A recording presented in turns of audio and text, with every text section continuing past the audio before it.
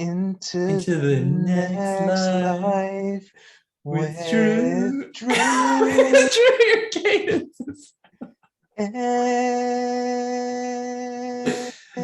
I can't sing along with you if you're doing a different cadence. Me. Okay. So welcome to the Drew and Me podcast, where we talk about movies, music, and whatever else we want to talk about. And we also talk about sketches. And today we are joined by a very, very good friend of mine, one of my closest friends, Scott Harlow. Hello. Thank you for having me, Drew. Absolutely. Scott, are there any creative projects or pursuits that you'd like to promote at this time? No, nothing for me. Just living life right now, Drew. Very cool. Doing my thing. So, today we are going to do a live watch through of Lord of the Rings, Fellowship of the Ring. So, if you guys are listening and watching at home, I highly recommend that you have your copy of the Lord of the Rings queued up so you can watch it along with me and Scott. I'm going to be watching without the sound on because of copyright infringement. So, yep.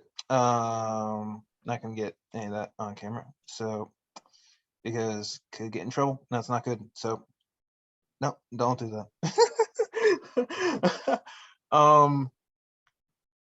Yeah, man. But it will be playing.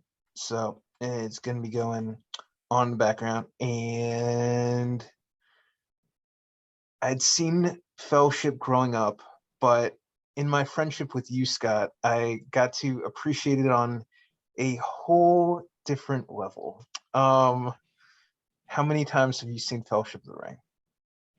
It's a good question, Drew. I think when I was, a teenager, I probably watched it monthly for like a year or two. So I've seen it a lot. And then it's pretty much been yearly since college, I would say, for the most part. So yeah, probably like 40 times.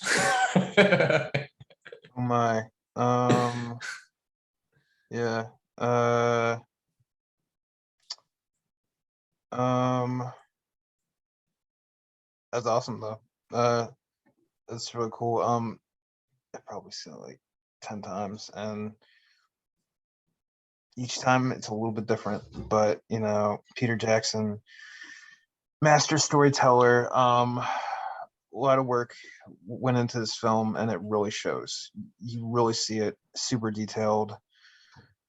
Yeah, you can see the detail in every frame. It's just brilliant. It's a masterpiece, one of the best movies ever. Yeah. Absolutely. Cool. All right, so without further ado, and just heads up for everyone, it's probably gonna be a two-parter. Probably gonna stop watching at let's see. I'd say the Rivendell area is the traditional halfway point. Okay. So Right before, well, in the books, of course, and this is why I'm here, I think, is to give a little book context. In the books, the first half of the book ends just before the Council of Elrond, I believe. Oh God, what if I'm getting that wrong? No, it ends after the Council. I can't remember. Oh God, what am I? I have the book sitting right here, Drew. So let me pull it out and make sure. Go through my copy here. This is important. The people need to know. Don't you agree, Drew?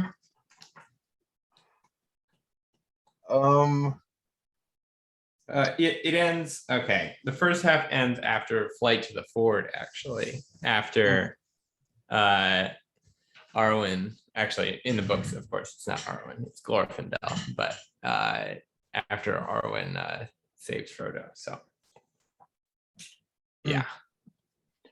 Cool. But I think in the theatrical version, the first half of the extended edition ends after the Council of Elrond. Very cool.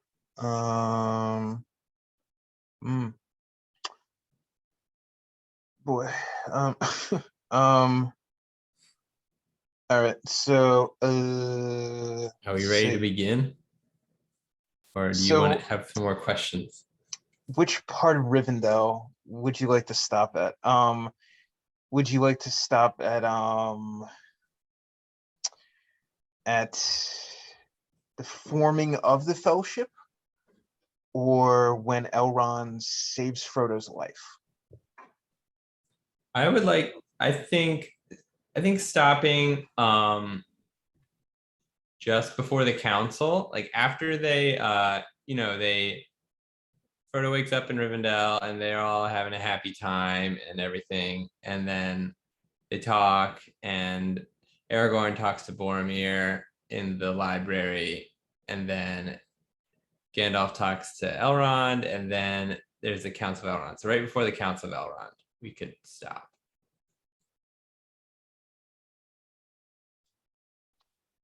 Okay, sounds good. Cool. All right. Let's see. Tell me when you're hitting play. Right now. New Line Cinema, a Wingnut film production. I did not know that. Okay. Clearly, you haven't watched this movie enough, Drew.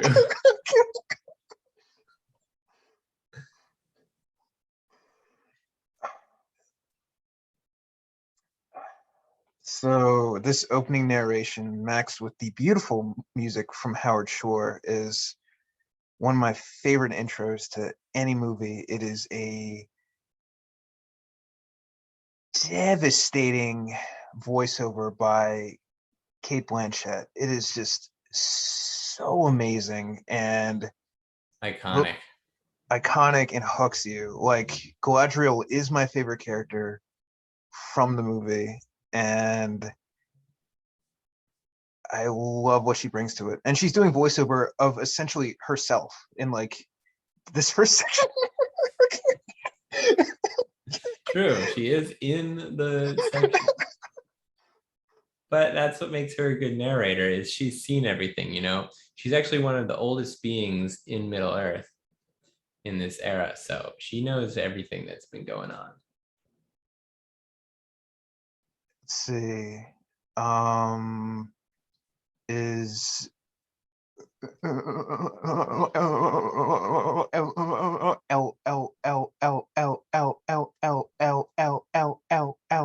Ron older or is she older? She is older. She's a lot older, actually. Cool. She's like very, very much older than Elrond. Mm. So as old as they are, you can really tell, you know? Oh yeah. Let's see. Yeah, so there's some, fun stuff going on in this opening, kind of recounting the past. I always loved the opening battle scene here with the last alliance kind of going up against all the Mordor orcs. It's pretty cool, you know, with the swords swinging and everything. Oh yeah. And then you get Hugo Weaving as Elrond, and he's really cool. So yeah. He is.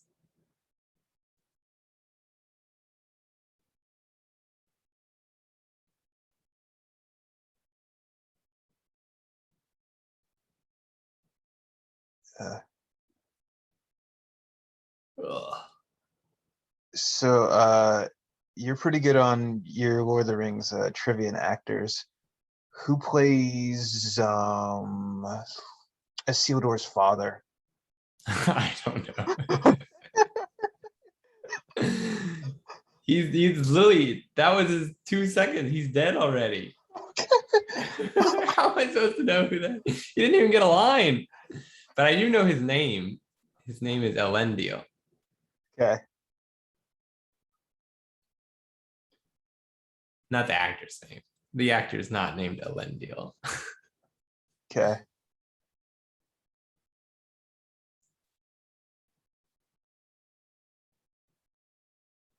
Who's the actor who played Isildur? I don't know that either. Oh, He does get some lines though, so maybe I should know it.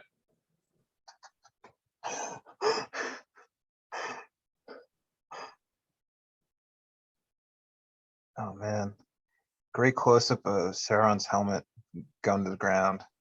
You can see like the smoke like coming out of it. Like that's excellent.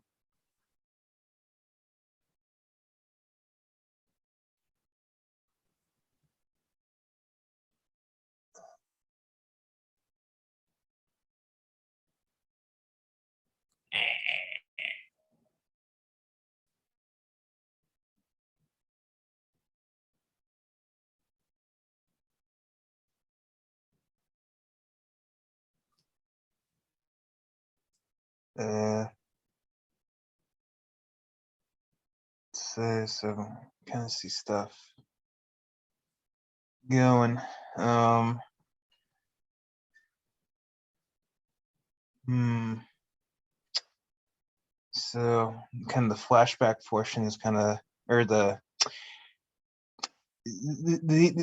kind of the origin story is kind of really taken. And getting to Andy Serkis stuff is Gollum. Let's see. Um,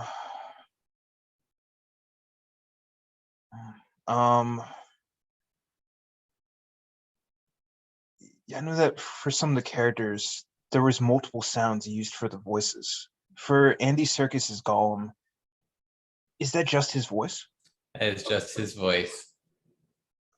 Yeah, That's I'm sure there's like some sort of audio editing going on with it, but like yeah, they don't use like alternate, like for the Nazgul, they use like a lot of different animal noises, but and trolls and stuff. But yeah, like obviously when he's in a cave, like they're gonna use some like echo effects and stuff. But yeah, yeah. Um, yeah. Uh, um,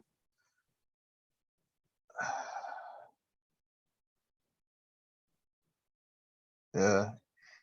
I kind of wish that we got to see more of him in the first one because you see him in like complete form in Two Towers, and that's so cool. But you kind of only get to see little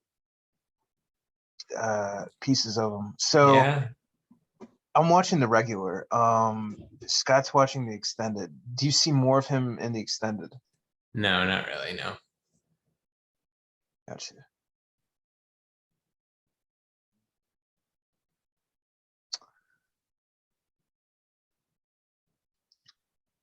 Let's see. But yeah, So it was just keeping true to the books. Like he doesn't, Smeagol doesn't show up in Fellowship really, so just keeping true. that's good. That is a good point. Man, the scene is really well lit. Uh, the Shire get to see Elijah Wood just like full of joy. Just okay, um, and Ian McKellen coming in, and probably one of the most iconic performances This is ever. where you're gonna start jumping ahead of me. Oh, uh, you're not there yet. No, I'm gonna be a little bit behind you now. Should I skip ahead? I can pause it. No, no, no. I'd rather skip ahead. No, that's all right. I'll pause. All right. Let's see. Uh, um, let's see, Elijah Wood and Gandalf are talking. Gandalf arrives precisely when he means to. So that is where I'm at. All right, I'm caught up with you now. Okay. I'll restart. All right. And Ian McKellen's laughing. All right. Okay. Man. He's such an authentic and true actor, and just like there's so much purity and authenticity in his performance, and it's so natural. um which I think that's why so many people love it and why it's like so effective. And you told me that he had a copy of Lord of the Rings in his pocket when he was filming Yes. the movie. Yeah, absolutely. You would read Yeah, it in between takes. that's dedication. Like, yeah, I don't know too many actors that do that. Also, could encourage some of the younger actors to maybe read the book. I'm sure most of the actors read the books. At least that's what I'd like to believe.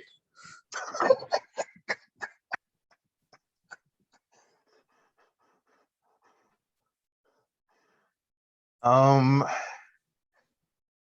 I personally haven't really read the books. I read a bit of the first one, and there are a lot of songs There in are a the. lot of songs.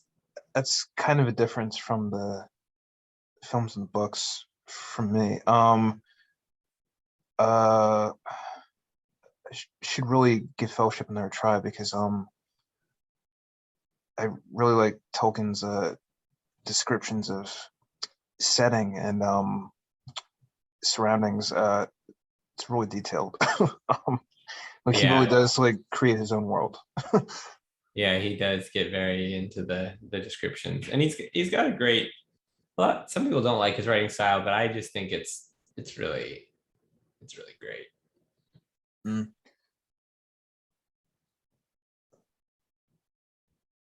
Yeah. Um.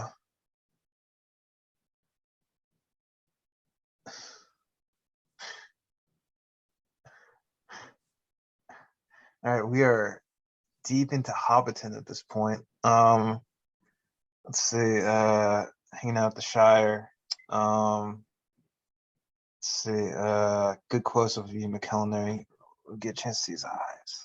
Yeah, solid. Good stuff. Um. Was all this shot on location in New Zealand, or are there some sets? Because this scene looks kind of setty. They're I at Bag End. It looks kind of setty. Yeah, I'm not sure about the interior scenes. I those are all in New Zealand, but they weren't like in the Hobbiton location.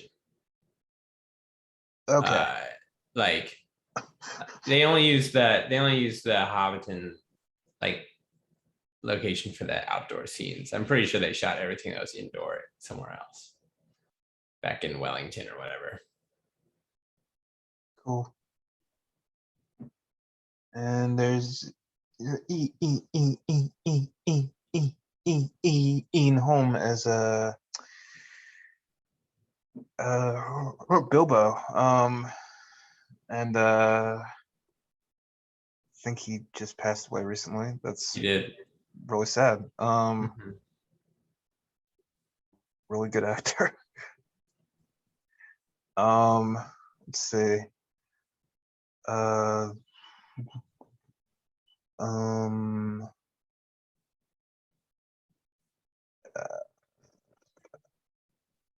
I'm kind of blanking right now, but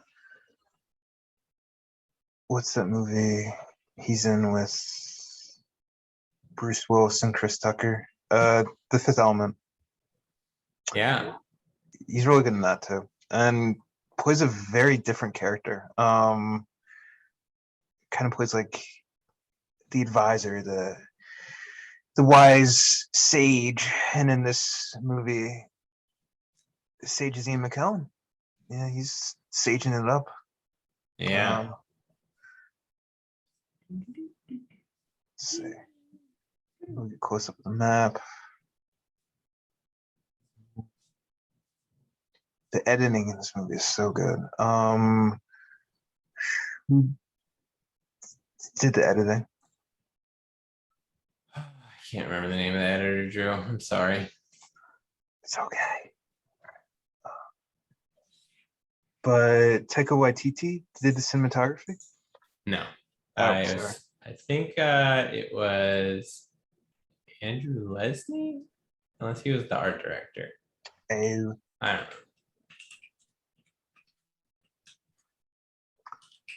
weird.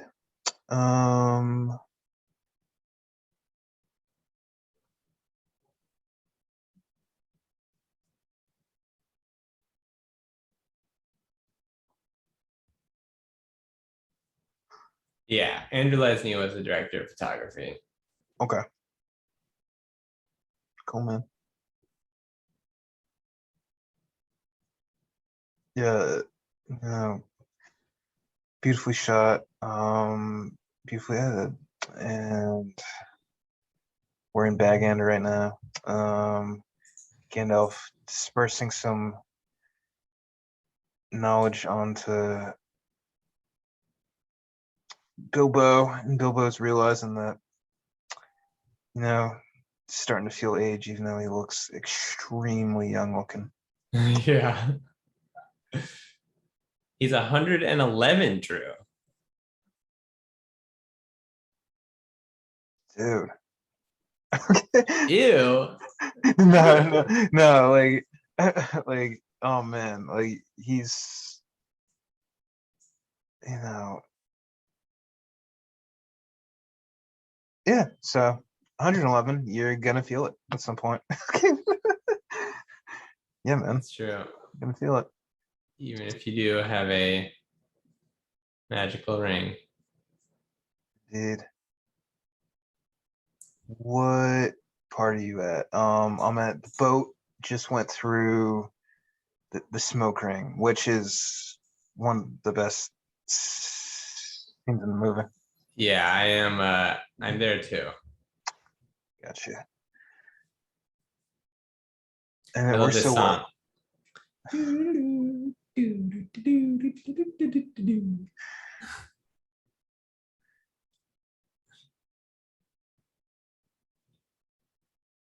I actually hum this song to myself a lot and don't realize what I'm humming. Like a lot.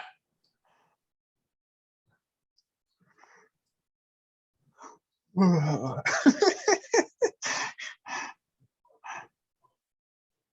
right, Scott. Quiz time. Who's the actress who plays Rosie?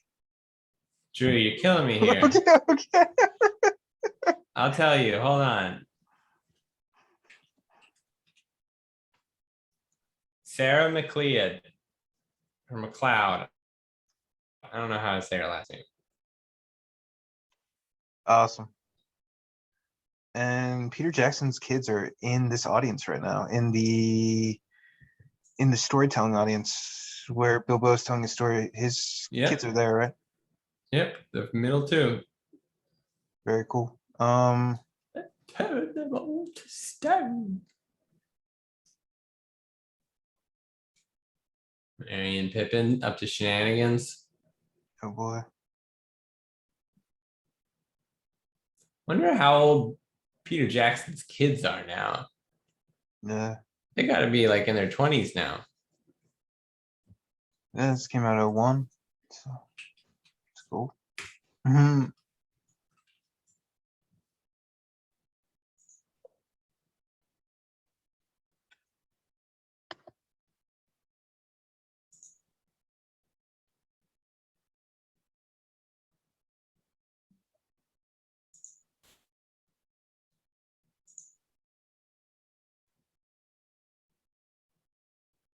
Dragon Con. Ooh. Wow. Watch out, Bilbo. Ah. Yeah. So mm. Oh boy. And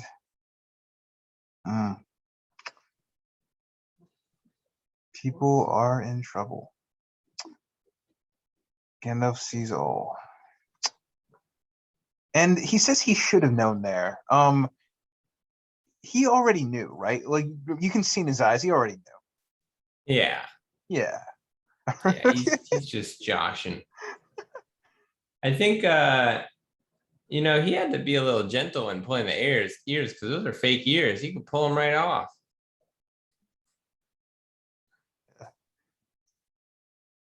Yeah, I also don't think he wanted to hurt the actors either. Well, I mean, they're fake ears, so he's not hurting them. Yeah, I got you.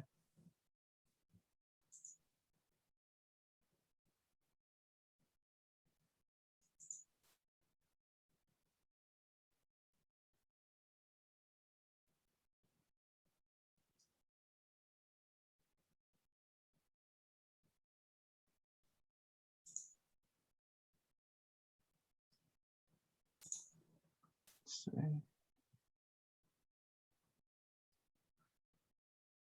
Nice close up of Elijah Wood there. As kind of digesting the information and being home as Bilbo is about to disappear. It's about to be mind-blowing. And he's just doing it for the reaction. Okay. Actually, that's not true. Doing it for the reaction, and he wants to be left alone. So there's two reasons. Can you come up with a third, Scott? Why Bilbo is being shifty? Why he disappears? You mean why he leaves the Shire? No.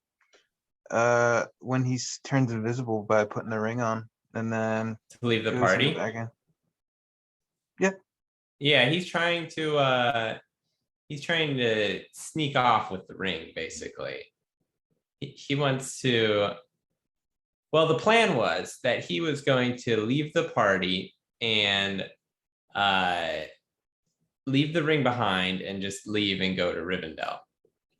But then he gets the second thought and wants to take the ring with him because it's corrupting his mind. Oh.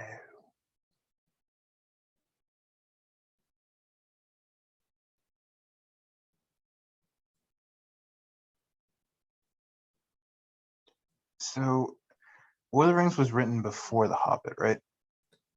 No, Hobbit was written first. Hobbit was first. Yes, Hobbit was written as a story for Tolkien's kids. Yeah. And then it got so popular that he decided to do a bit of the broader story, and he did Lord of the Rings, and then yeah, that was that. It's awesome. Yeah. And it makes sense because Bilbo is writing The Hobbit in the Lord of the Rings. So yes, The Hobbit existed before that. Okay. True.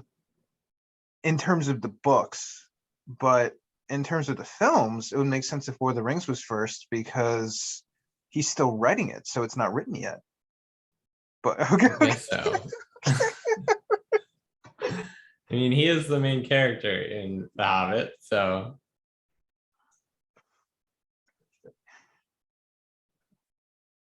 All right. I'm at one of my favorite scenes where Ian McKellen's telling Bilbo that he's trying to help him, and it's. I'm not trying to rob you. Yeah, when he says I'm trying to help you, that's some of my favorite acting in any movie because like you really feel like that is Ian McKellen right there. Like you really feel like that is the real person. Like the authenticity like really shines through. Like that's an awesome reading. I feel like that's him. And I know there's an interview that he says like he gets into the real like or Gandalf-y type stuff, and then he's like, but then it's Sir Ian, Gandalf the Grey, and then Sir Ian, So, okay. So he gets more Gandalf-y, and then you see like the real Ian McKellen, and I think it's awesome when actors are themselves or portions of their selves in movies, and I feel like you get that a lot from Ian McKellen's performance. But also, you do believe he's a wizard, though. Okay, so What is that image of what a wizard is? What does that conjure in your mind, Drew? um, uh, a magical being that possesses knowledge and powers that go beyond the average being. Uh,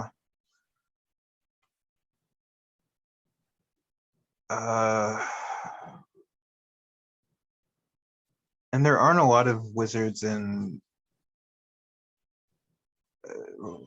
or Middle Earth, right? Sorry, I couldn't hear you.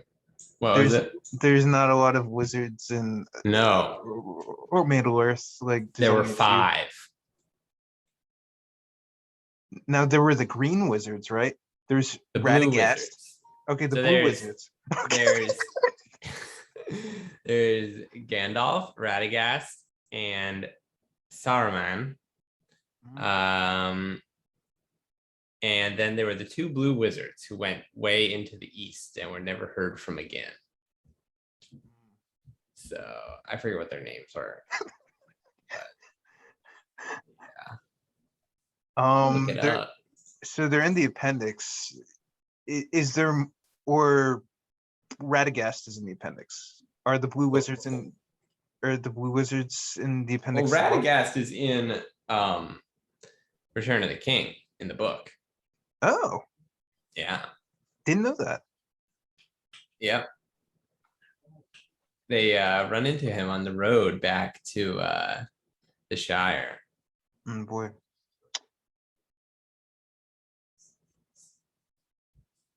Cool. Awesome.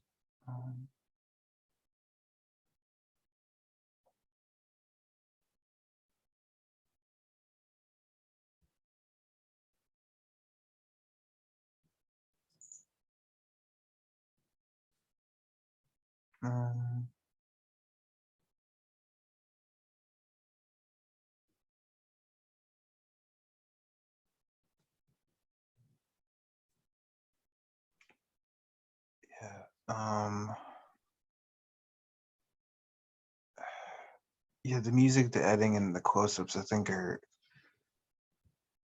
a big reason why this is so accessible and watchable to audiences, because like it can just kind of like take you in.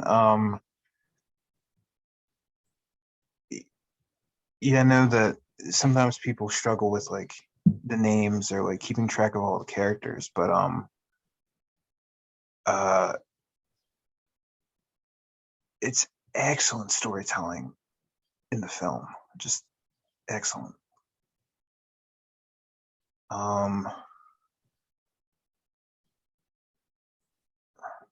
Yeah. All right, I'm at the ring raids are leaving town. They're Yeah. Shia. Yeah, I'm not at the part yet, but okay.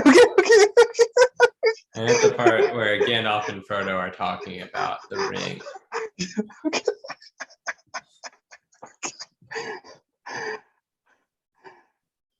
Yeah. I always really liked the way Elijah Wood said, but Sauron was destroyed. But Sauron was destroyed. Yeah. Because it looks like he's in like genuine awe, and he's shocked. Like the acting is so good in this movie. Oh, it's so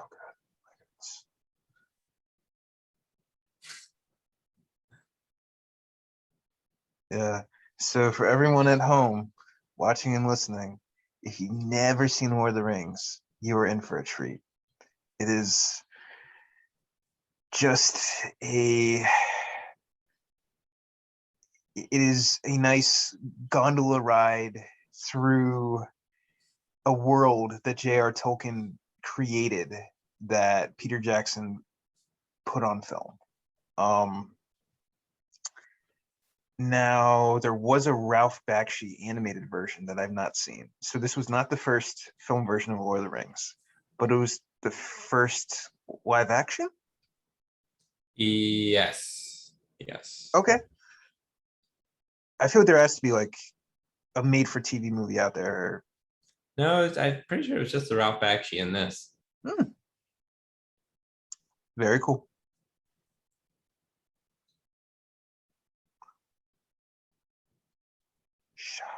Okay. Um, that's where we're at. Yeah, the reflection of the trees on the pond there, in the Shire is beautiful. It's a reflection right there. Is that cinematography? Is that editing? Is that post?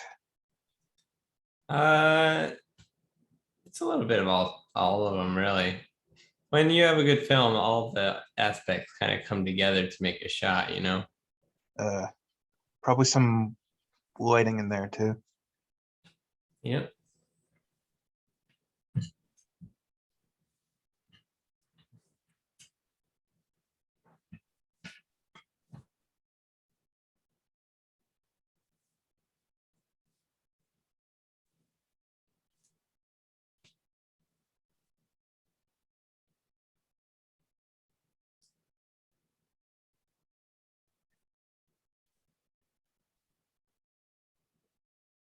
All right, so where I'm at, Gandalf just pulled the ring out of the fire, and Frodo's Oh, got it. how are you behind me? Oh, Hmm. very nice close up of Ian McKellen there. Okay, okay. Ah, man, in Elvish. Hmm. Um.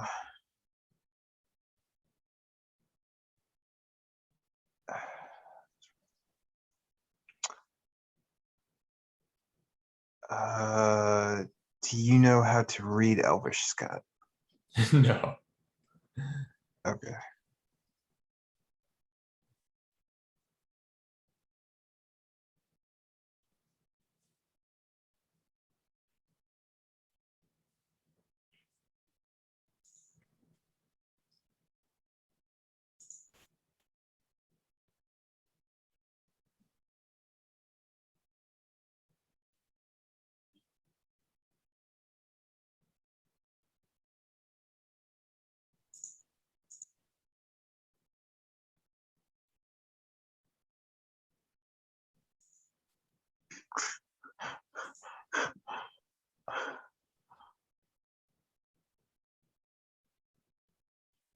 So when Gandalf's explaining the story to Frodo, he's heard it before, right? Like, Frodo? yeah. No. All right, but No. when he says Sauron is destroyed, like he already knows the story. He knows that Sauron was destroyed, yeah, but he Okay. doesn't know. So basically, all the common people know that Sauron was once a big evil guy, and but he's gone now. That's basically all they know, though. It's like us learning about Hitler. Oh yeah. Yeah, it's like, oh yeah, Hitler was a guy. It's like if you knew nothing about World War II or the Holocaust or anything, and you were just like, you just kind of know who Hitler is, you know? It's kind of like that. But Oh then man. it's like, guess what? Hitler's back. Oh boy. Oh. Yeah. Yeah.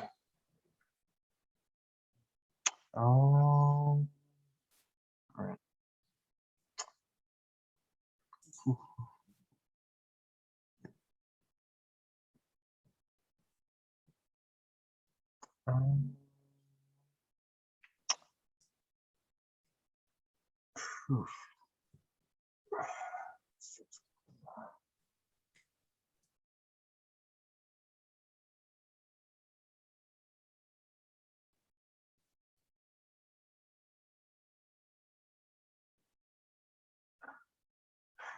Um,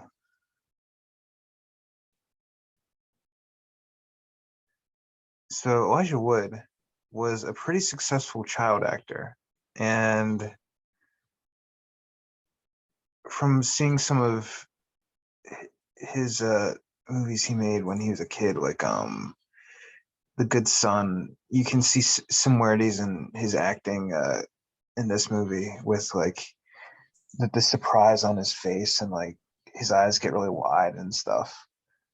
But it's so effective.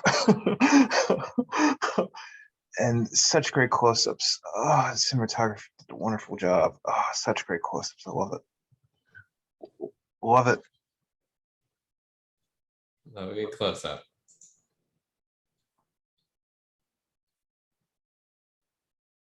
Yeah. Yeah. Coolberry Fair, not there yet. No. Let's see.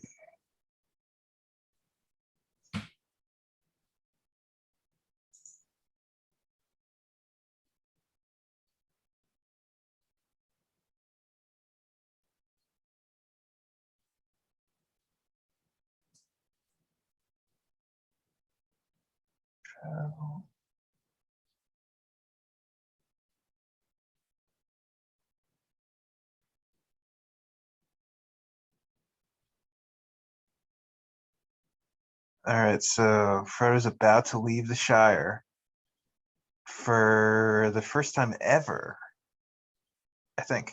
I know it's Sam's first time, but is it also Frodo's? Yes, yes, it is. He just doesn't make as big of a deal about it. So he's gone farther. He's been to Buckland, which is like pretty much on the outskirts of the Shire. Mm, So Sam's never even left Hobbiton though, which is like the neighborhood that they're from, kind of. mm. So yeah. Is that in the book? Yes. Cool, man.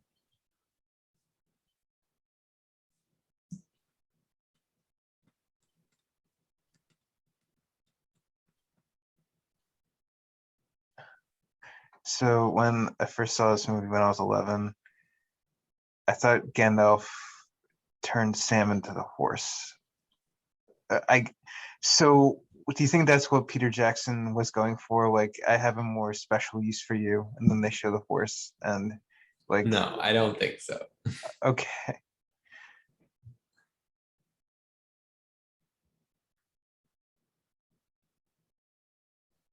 uh,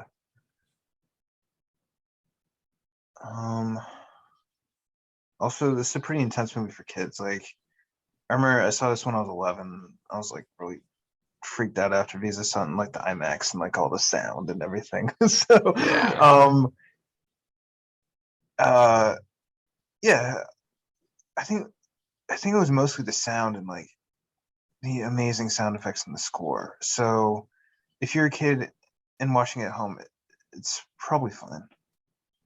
Yeah, probably. I mean, that's how I watched it. I didn't see it in theaters because I was a baby.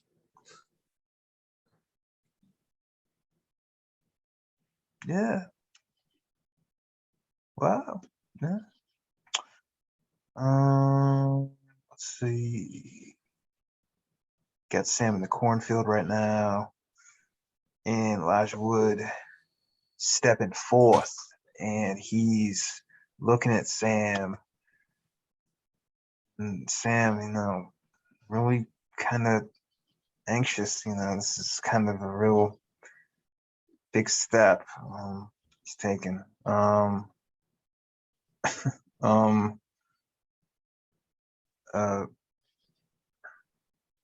uh,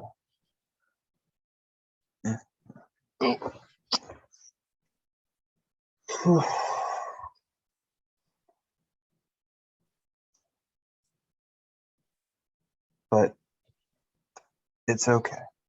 You know, Frodo and Sam, they'll make it through. Um, that's a good aerial shot of Gandalf going to visit Saruman and Isengard. Yeah.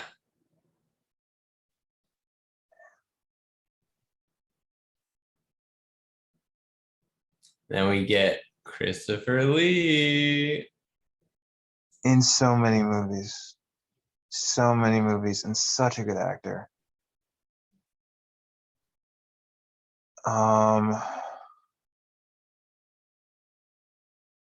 Yeah,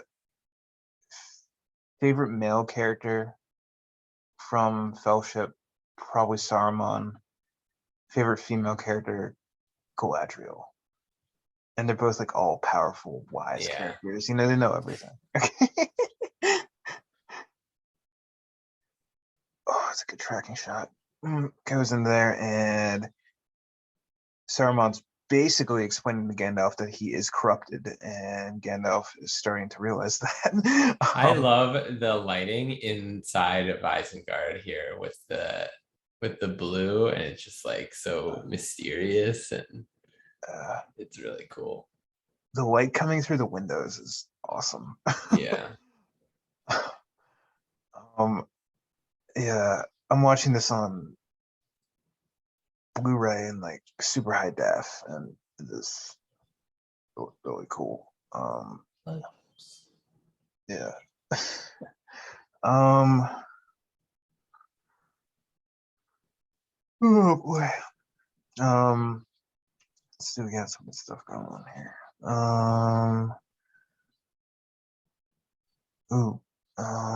Let's see. Uh,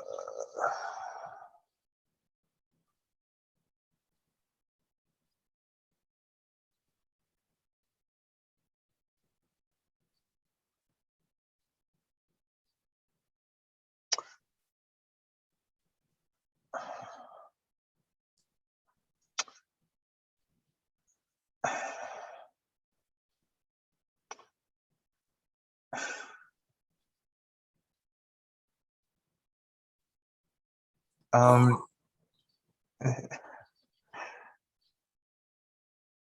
That's probably my favorite scene in the movie right here, actually. It's a great scene. And like Christopher Lee's eyes, like literally like close the Yeah. doors.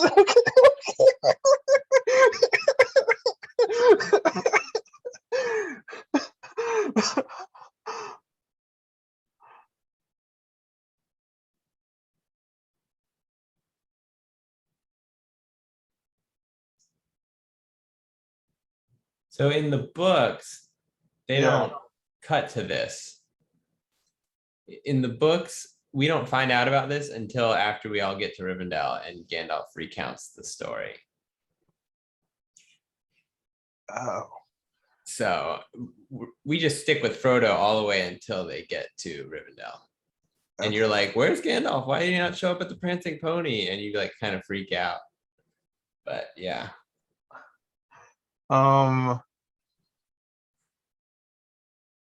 Do you like this? Do you like that narrative choice?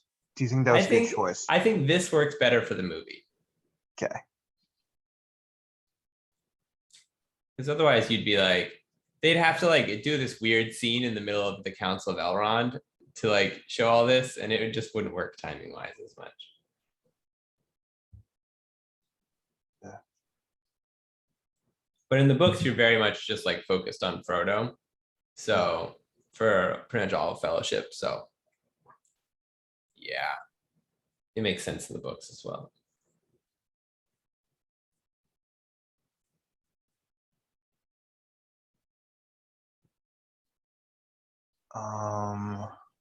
When Ian McKellen flies through the ceiling of the Tower of Isengard, is he hooked up to wires? or Uh, is it like mm, a cinematic effect? yeah, he's probably just standing on a green screen and the camera's just right up above him and he just goes, oh, there's no actual like wires. Uh, it's done really well.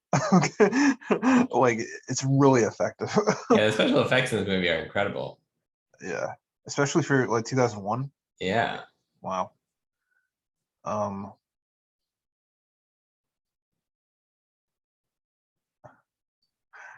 um, let's see, introduced again to Merry and Pippin. And So yes. the interesting thing about this is it makes it seem like they weren't planning on meeting Merry and Pippin. They just kind of ran into them in the farm. Hmm. But they had really they go out to Buckland and Frodo buys a little house out there and they plan this kind of getaway for a long time Hmm. with Fredegar Bolger, the fifth hobbit. Oh boy. So yeah, very different. Interesting. Yeah.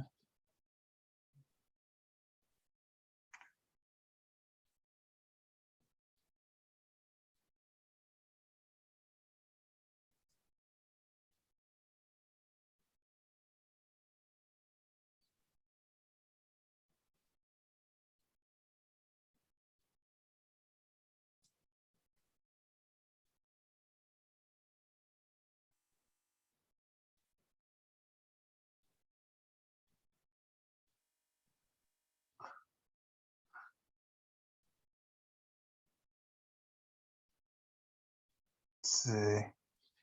Hiding under the tree. Iconic scene. Indeed.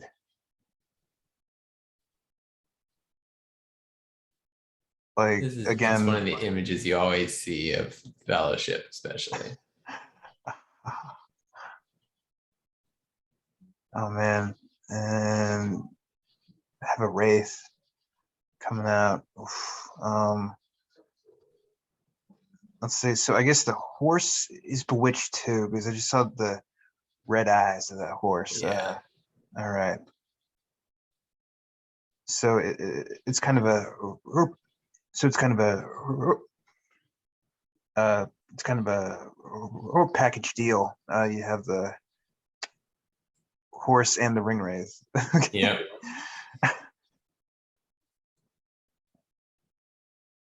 Oh man. All right. Never understood how Mary chucks that thing out. And I guess the ringwraith doesn't technically have eyes. It doesn't actually see. It just like hears and smells and like senses the ring. It technically exists on another kind of plane of like undeath, kind of. Oh man. So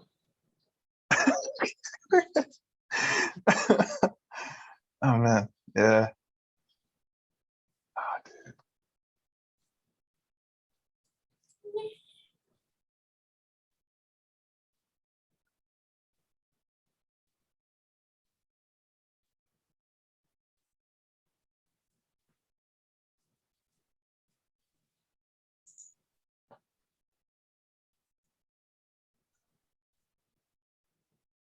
So when they're running through the trees, is there something they did to like simulate the smoke? Or is it just like a smoke machine? yeah, I'm sure there's like a fog machine or something. Uh, yeah, but it works well with the ring wraiths because it's just like that kind of mystical, supernatural element, like really kind of in there, and they're present, so you kind of feel their presence. Yeah, I guess it's kind of like a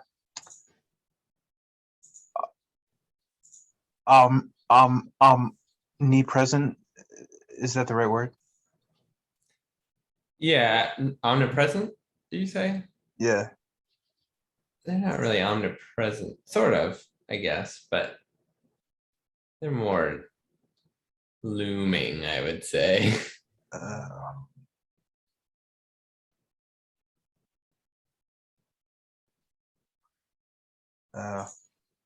Kind of comparable to the Dementors in Harry Potter.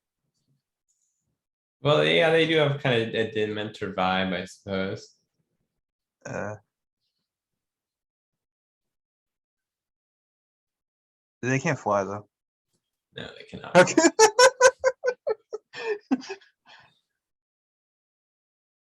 Well, they can when they get on their fell beasts, Drew. Hmm. Fortunately, we don't get any of those in No, Fellowship of the Ring. none in So, Fellowship. they do show up later though. And are there any in Two Towers or just Return of the King?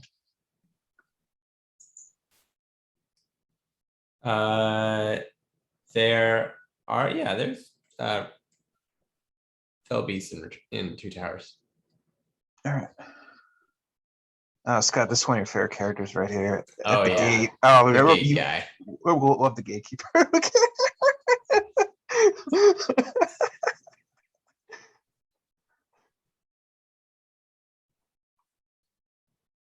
I meant no offense.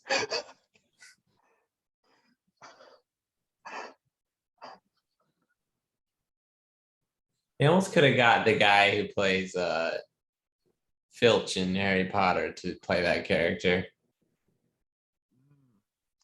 uh, yeah. Uh,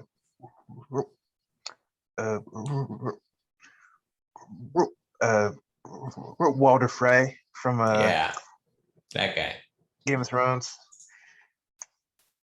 He could do it. I don't know. Like, there's something about Filch though that's so unlikable. Like, like I feel like the gatekeeper in Fellowship, he brings like kind of a warmth and a softness, and Yeah, a little bit. he's kind of more innocent, where Filch is just like mean. Okay, okay.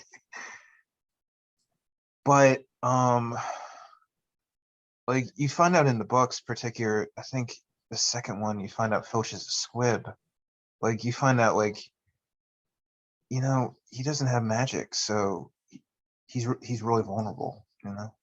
Um,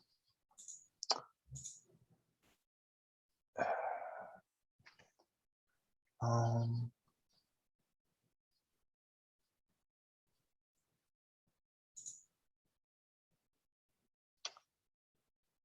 uh, um,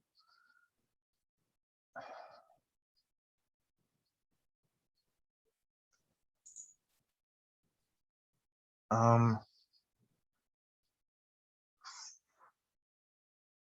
uh, yeah. Let's see. So we're at the pints part. It comes in pints, It comes which in.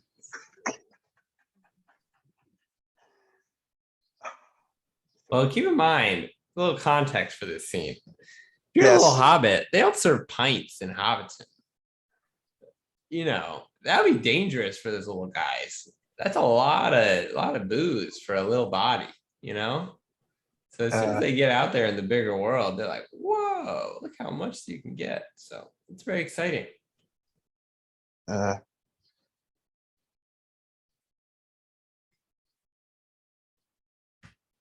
Strider. Strider. Strider. Yeah.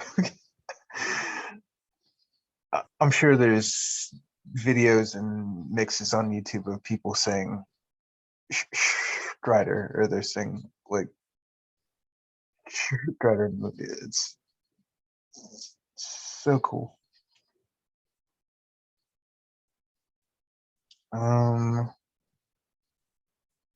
Yeah.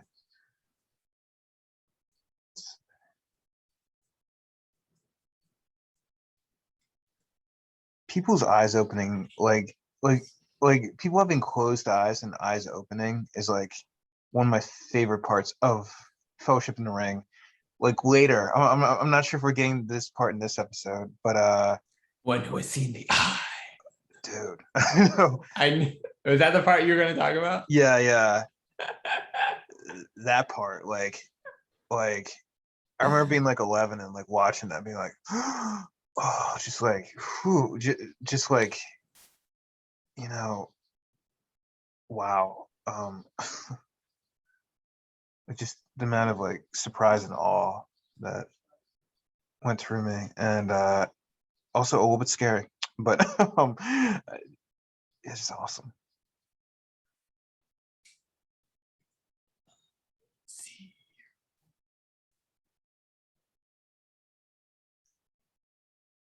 But it's also like Galadriel knows all. She doesn't even have to have her eyes open. She already knows what's going on. So, okay.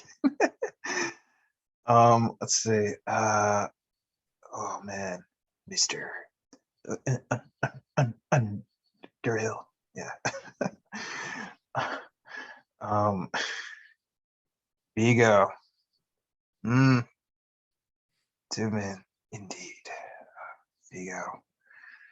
Showing up, putting all those candles out. You ever put a And candle out with your fingers, Drew? no. Okay, okay, okay. Okay. Uh, for everyone watching, would not advise that. Don't put a candle out using your fingers. You just pinch it Ow. really quick. You just go. Set your finger on fire, dude. Okay, okay, No, your okay. skin's not that flammable. You might get a little small burn. Just lick your finger real quick. But doesn't he like touch the like wick though? Yeah. Yeah. No. Oh, and my favorite character is down. Who goes that? Oh man. Does the bartender have a name in the book? They should have Yes. bartender in the nightcap. Yes, his name is Barlaman Butterbur. Okay. He actually plays a much bigger role in the book. I would have liked to see him more in the movie. He's a very entertaining character in the book, actually. And he comes back in Return of the King.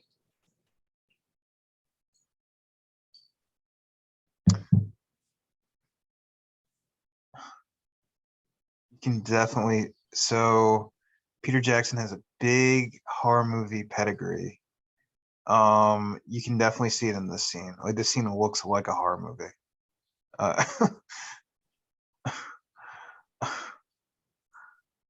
and kind of reminiscent of Heavenly Creatures. If you've seen that movie, Scott. No, I have not. Peter Jackson directed. Young Kate Winslet. She is phenomenal in that movie. But pretty scary at parts. Okay.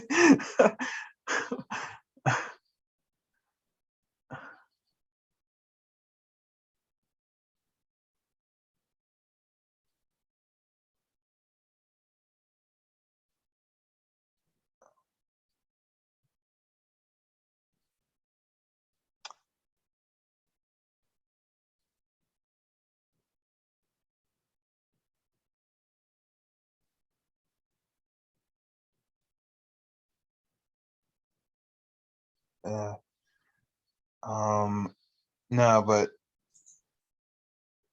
if people are watching for the first time or the rings for the first time, definitely do watch with the sound on because a lot of time and care went into the sound effects and like. I am watching with the sound on. I just have Okay. headphones, so I can keep them separate. Keep them separate. Keep them safe. Keep them Okay. safe.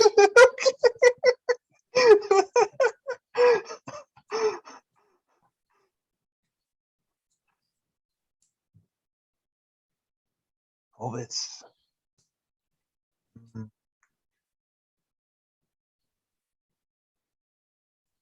We're going to see the elves.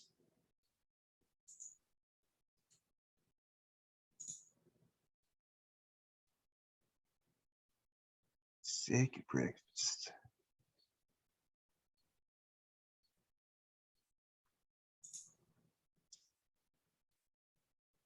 For dinner. Supper.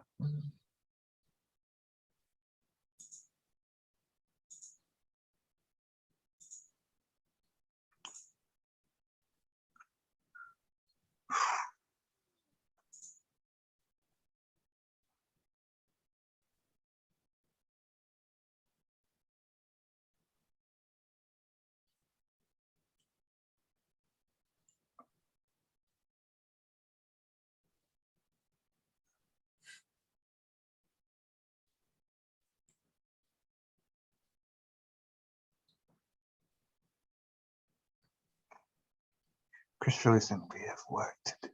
It's so good.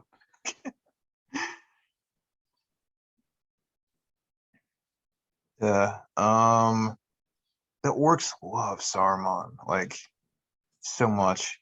So is it more like they're possessed by like Sauron and like the eye? Like they just believe it so clearly that they'll follow Sauron in the eye to do anything. The orcs. Yeah. Well, the orcs are bred. So the orcs are elves who died or were they're like genetically engineered elves to be, and they're engineered to be evil and hate everything. So if they're told to kill something, they'll kill it happily. They love that stuff. And if they're told to like work and whatnot, if they're serving evil, they love it. So it's kind of a useful source of labor for the bad guys around here.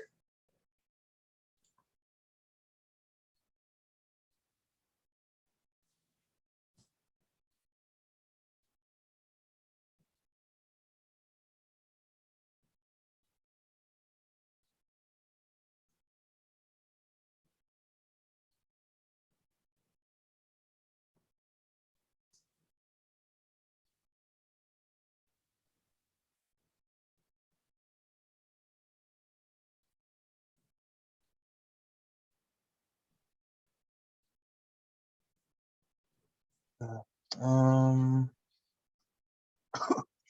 um.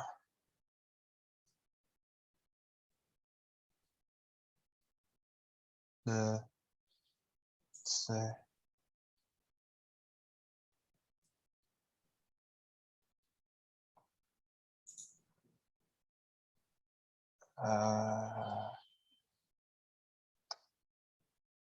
Weathertop. Another very iconic scene for what is about to happen. Um. Oh. And it is windy on Weathertop. uh, it that name is well earned. Okay. Well, it is the highest point for a long ways around. So that's why I think the Numenorians originally built a fort on top of Weathertop, just so they could keep an eye on the surrounding lands. But that would make it pretty windy, it being so high up. Yeah, man.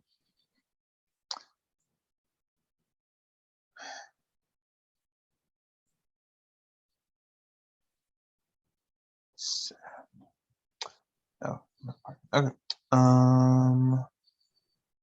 Oh man. And let's see. Wajibwood Town. Oh man. So, are there individual Nazguls? Like, what is this guy's name? Oh man. So I think there's like Kamul the Easterling. Oh man, I forget their names. It's a great question, Drew. Yeah, because they are definitively different, right? Like Yeah, like each Nazgul is a different they guy. were different kings back in the day, for sure. Okay. Yeah, and I feel like in the movies they do have different personalities too, or they do different things. Like they all have individual roles. Well, yeah, one of them, of course, is the Witch King of Angmar. Yeah, there we go. Yeah.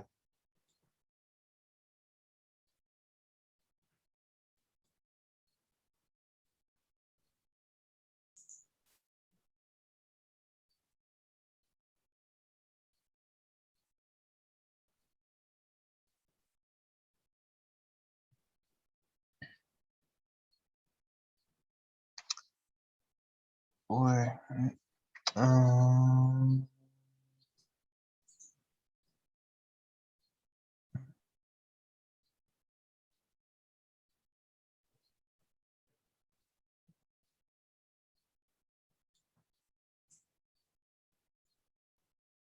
Destroy.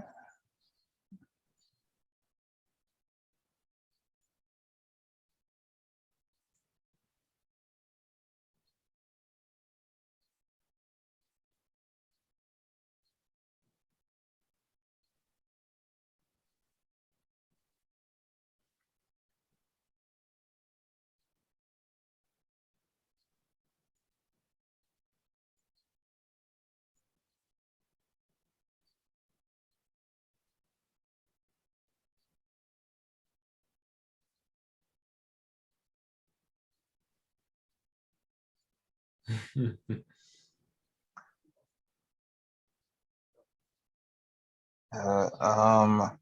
So how much time has elapsed here? Because I feel like the works have really been kind of uh creating a mine in Yeah, Isengard. there's a lot of time. It's not exactly mirrored, you know what I'm saying? Uh, he's in the book. It takes years, right? Yeah. I want to say so. Basically, Gandalf goes to Isengard, um, and he's trapped there. Yeah, I'm not really sure what the whole like. Maybe they were working underground for a long time. I'm not really sure. Yeah, I guess. Um,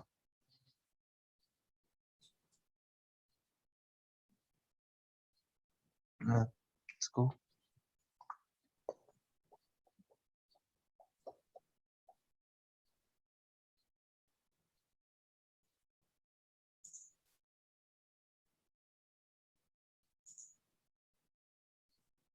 So hold on. Can we just get in sync again? Are you on? Does Gandalf have the moth in his hand? Um, he was holding the moth, yeah, and then Okay. it left, and then let's see. Um,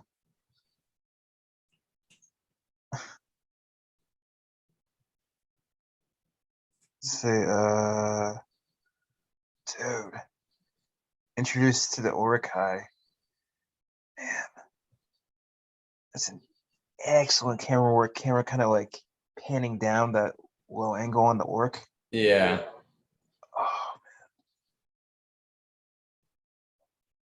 Oh, yeah, like kind of on the Urukai. Just like he means business. Oh man. Oh, dude.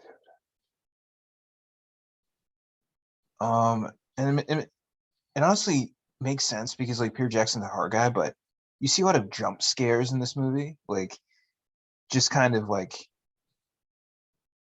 perfect like executed timing to elicit kind of like a concerned reaction, Yeah. and it's effective. It's awesome. Yeah. Yeah. So, oh man. Oh. Mm, that's Arwen. Yeah. Is that Arwen's music? Mm.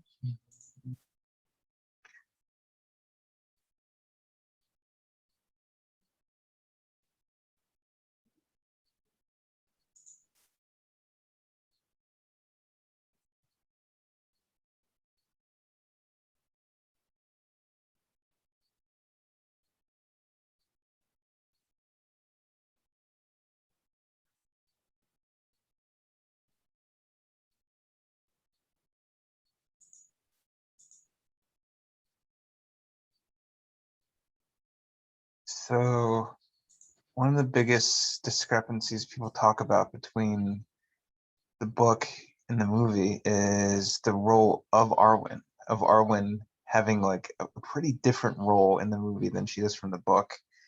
Like her doing kind of like warrior princess type things, or like Yeah. kind of like, so does she fight at all No. in the book? No. No. No, she just hangs out in Rivendell. Does her thing. No, the warrior princess thing is more given to Eowyn in the books.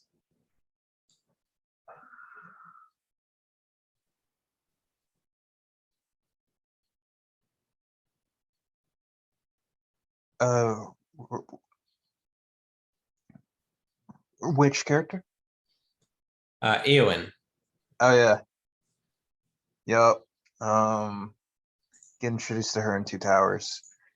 Is she in Fellowship of the Ring in the No. books, or just Two No, she's Towers? not. Just the Two Towers and Return of the King. The Gap of Rohan. Cool. um, let's see. Oh man, and Arwen is racing right now. Oh man, Liv Tower going warp speed down that path. Nazgul chasing her, and she is, dude, going for it. Just at just a rapid pace. Just keep it going on. Would you And like to ride a horse at high speed, Drew? sure. Yeah. I think it seems like fun. Uh, I'd be afraid that I'd fall off, but uh, probably pretty fun. That was an excellent low close up of the horse's legs. Right, like in terms of horseback riding scenes in movies, this is like top tier. Like this is really Yeah. good. Like The stunt person who did the riding for Arwen was like amazing. If you watch the behind the scenes, like oh she's an yeah. incredible horseback rider. Yeah. Oh wow. Yeah. All the close-ups of the faces all kind of make it also seem like Liv Tower's doing it, because Yeah. you see all the close-ups, so you don't really notice the stunt actress too much, which is great. Let's see. Yeah, splashing in the water is really cool. All right. Uh, so when she calls for, so the water's horses, right? Yeah. The horses appear in the water. Yes. And Liv Tower like reciting the Elvish, the uh, Rio Miu Azaza Rio, like it's so good. Oh man, excellent. And this is a really good scene of her and Elijah Wood. Just Frodo is almost gone, and I guess it's kind of showing that, like, I guess he's kind of in a coma, or like in and out of a coma right now. Yeah. And He's basically in a coma. Yeah. so it's kind of showing that struggle, and kind of drifting into consciousness and kind of the blur. See that bright light on his face. And he's struggling. Frodo.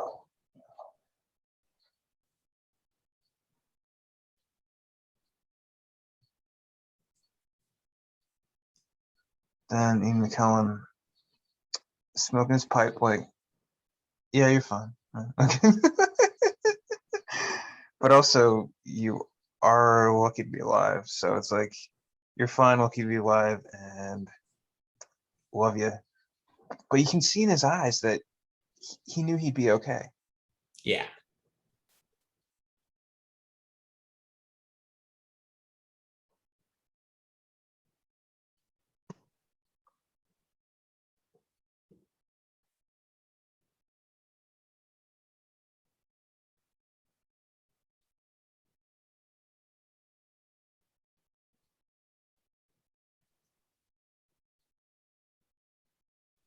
That's incredible. So are you at the part with the wide shots of Rivendell yet? No. Okay. I'm at It's the top of Isengard, and Gandalf is struggling, but he's about to be whisked away on an eagle, and gonna be okay. okay. Jumps on the eagle, perfect timing. So, did he turn the moth? Did he turn it into an eagle, or did he No, have the moth call an eagle? Yeah, the moth was a messenger. That's so cool. Oh, it's so cool.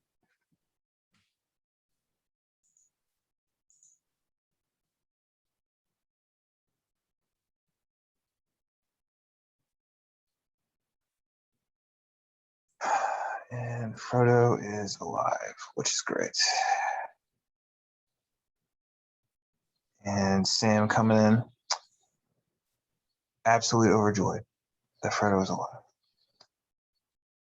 And Frodo looks pretty rough right now.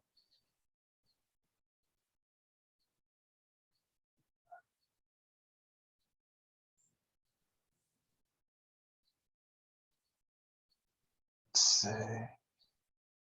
Yeah, Rivendell looks like a painting. So pretty. Waterfall. Yeah, the thing is, Drew, the interesting thing is, it is a painting. It's a really good one. Yeah, that's what I was saying is so incredible. It's like they don't really do that as much in movies anymore. They have the basically painted but animated backdrops that are superimposed onto the shot. It's just incredible. Yeah. I kind of like how that mixes like CGI and like practical effects. Yeah, exactly. I think that's so cool. Yeah, because if it's just CGI, you can usually tell. Yeah. But like, I feel like it's cool to like look at sets and like practical effects because like it's actually there. So it feels like if you were there, so you could touch the set. the painting is not actually there. It's still green screened in. Oh. So they've got it's like a bunch of layers. Like you've got the actors, and then you've got the set. Yeah. And then there's like a green screen behind it where they have the painting superimposed in post. And then they also like can do like animations on the painting itself. Yeah. Lots of stuff going into these. Pretty crazy.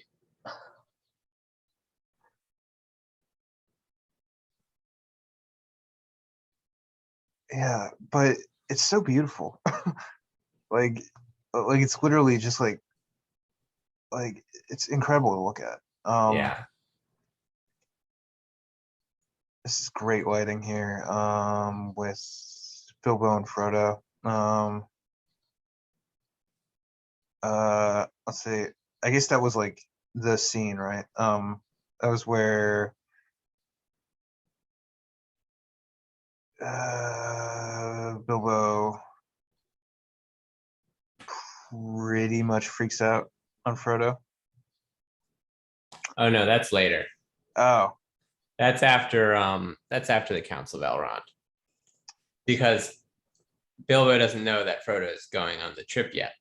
okay. So now then Frodo is like, well, I'm leaving. What you Okay. got for me, Uncle? And he's like, I got this sword and this mithril shirt, and give me back the ring.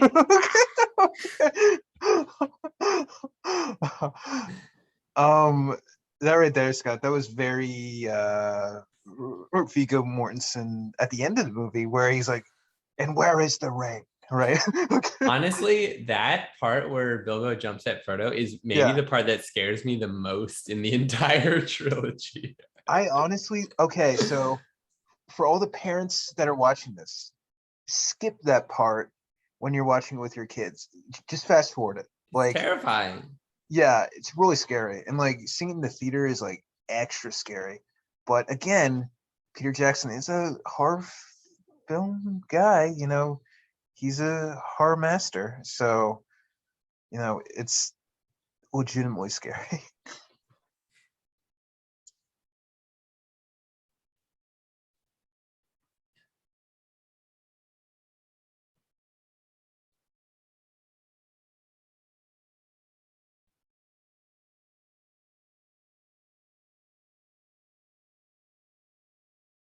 Are any of the characters on stilts? Sometimes. Not Like very when often. I don't think that was one of the main techniques they used to make people look taller. It was usually like camera tricks, like they just had the hobbits a lot closer to the camera, or they used stunt doubles who were little people.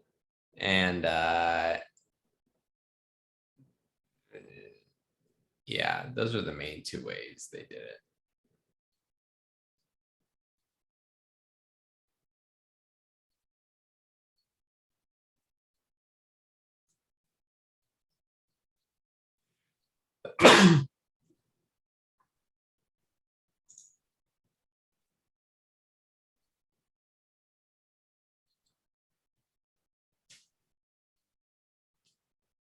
in a week, the race is failing. Oh, Hugo Weaving. Excellent recitations, excellent presence. He's a man of theater. Like you absolutely feel it so much. Um, Excellent in the Matrix movies as Agent Smith, and he's excellent here in Fellowship of the Ring as Elrond.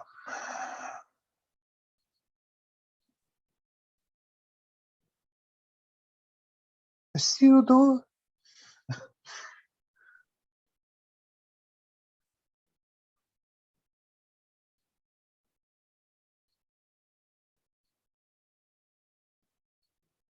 All right, so watching a flashback right now. Elrond is telling Isildur to destroy it. Isildur's like, no way. I'm keeping this ring. This ring and all the power it possesses.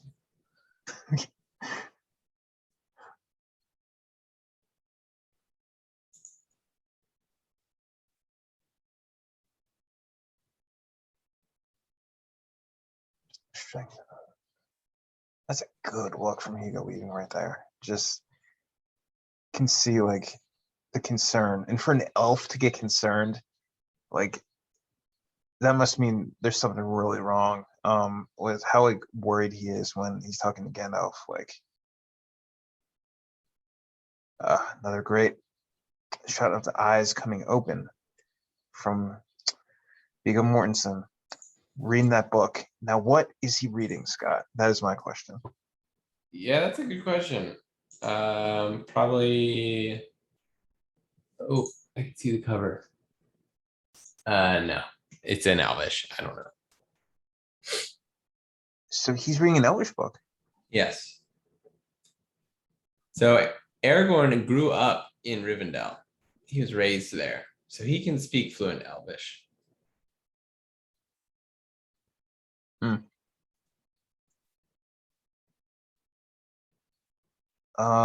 It's interesting that he kind of lets. This is jumping ahead, but he kind of lets Gandalf kind of take the lead when they're reading the Speak Friend, and then enter when he probably could have read that too. Yeah, Gandalf is supposed to be the wise one doing all the passcodes and everything, but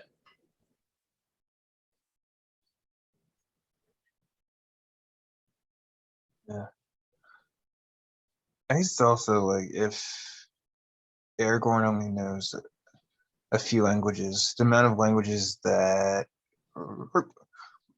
Gandalf knows probably like a ton. yeah, I'm sure Gandalf knows all the languages Uh, available. uh, There's not that many of them considering. gotcha.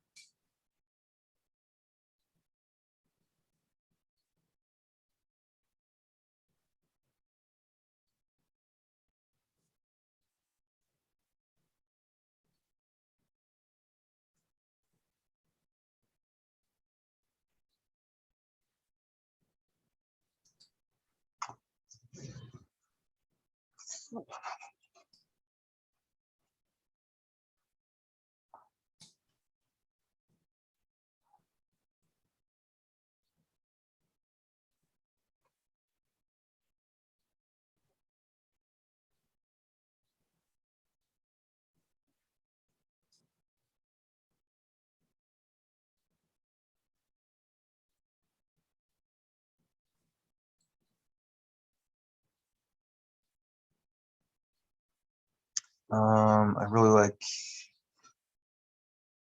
uh kind of the headdress that our Yeah. Arwen's wearing. Mm-hmm. Um, yeah, that's really cool. So, um,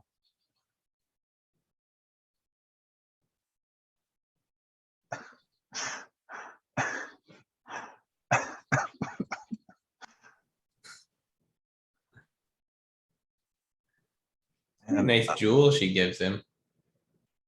uh, uh, what is with the elves and jewels? Like you see Galadriel They're give craftspeople. They love to make shiny things. It goes back to Silmarillion, uh, the Silmarils, the greatest jewels of all, made by the elves.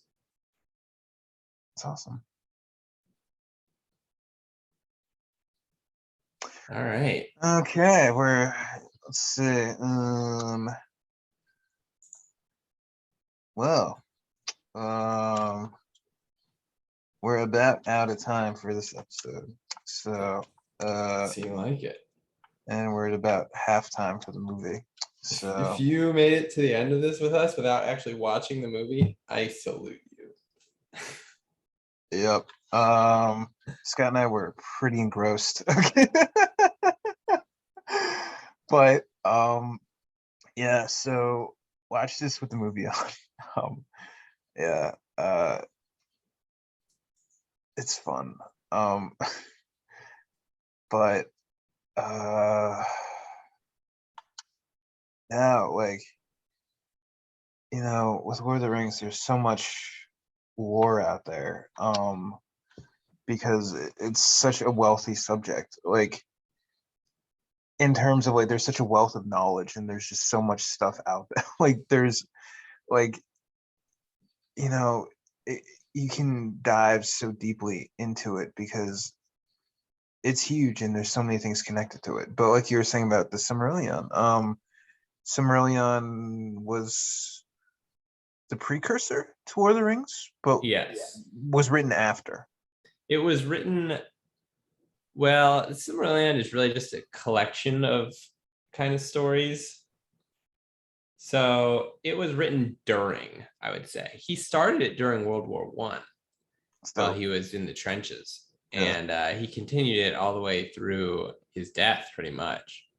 So it didn't even get finished till after he died. So it's it was kind of interesting. his running backstory of everything. Yeah, interesting. um, Wow. Uh,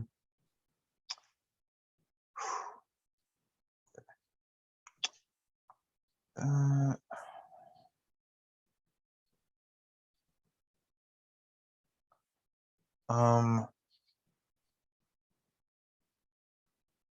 that's really cool though, and like it's awesome that he wanted to make the world so thorough and like detailed. And kind of explore it even like explore it like more like like that's that's awesome. Like that kind of went back even further and kind of Yeah. hashed it out. Like I feel like a lot of people want to do that because like they feel about something differently or they feel about there's like a larger story to tell. But that's awesome he actually did that. Like that's so cool. um yeah, that is really cool actually. Yeah. Um um yeah, dude. Let's see. Yeah, so if you like Lord of the Rings, pick up a copy of the Silmarillion. There is a Silmarillion movie that's coming out at some point, right, Scott? Actually, it is so the Amazon Prime TV show just got a release date. It's coming out next September, not this September, next one. And they came out with a still image of they wrapped shooting, so they're done filming, and yeah, I'm excited. The image looks really cool, and so it's going to take place during the Second Age, and it's going to follow kind of the Numenorians and the rise of Sauron during the Second Age. So yeah, it should be really cool. I can't wait.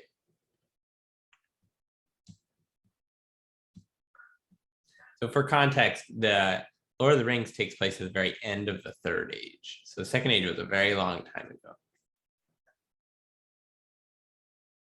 And that's not that much context, but it's a little bit of context.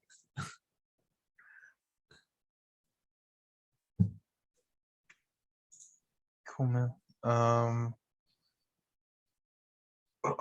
Yeah.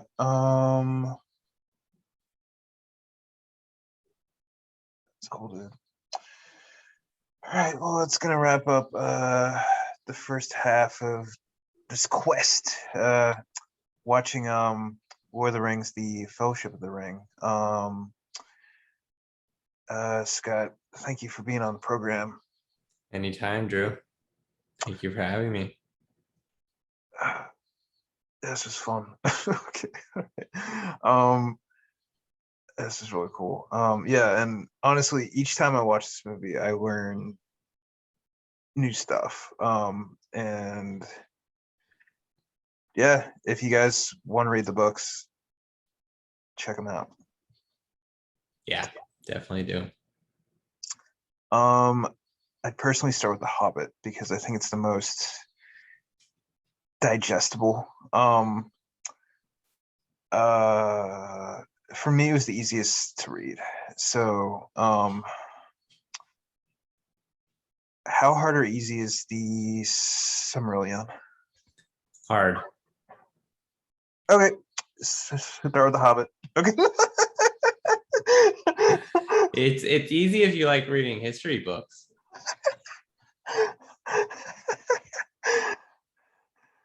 Or actually less history books and more like epic sagas. Like do you Oh if yeah, you like reading like Grendel Grendel. and that kind of stuff. Mm. Or Beowulf. Beowulf kind of stuff. Yeah, Beowulf specifically. Yeah. Nice.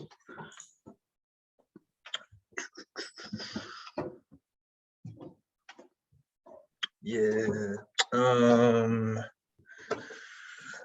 All right, Drew. Well, that'll be me signing off. All right, Scott. Thank you for joining me. And this was really fun. And everyone, check out Fellowship of the Ring. It's really cool. And be sure to stay tuned for part 2. All right. Part 2 coming soon. Coming soon to whatever device you're watching this on, or if you're listening to it, whatever you're listening to on it. Part 2. All right. See ya. Bye.